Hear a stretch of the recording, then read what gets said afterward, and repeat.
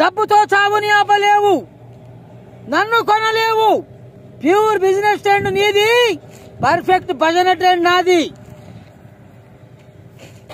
చూశారా మన ఇద్దరి ఆచార వ్యవహారాల్లో తేడా వచ్చి ఎంత ఘోరం జరిగిపోయిందో.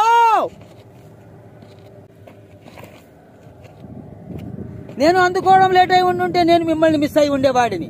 అదే టైంలో హ్యాండ్ ఇచ్చారు కాబట్టి ఇలా పరిచయం జరిగింది అంటున్నాను.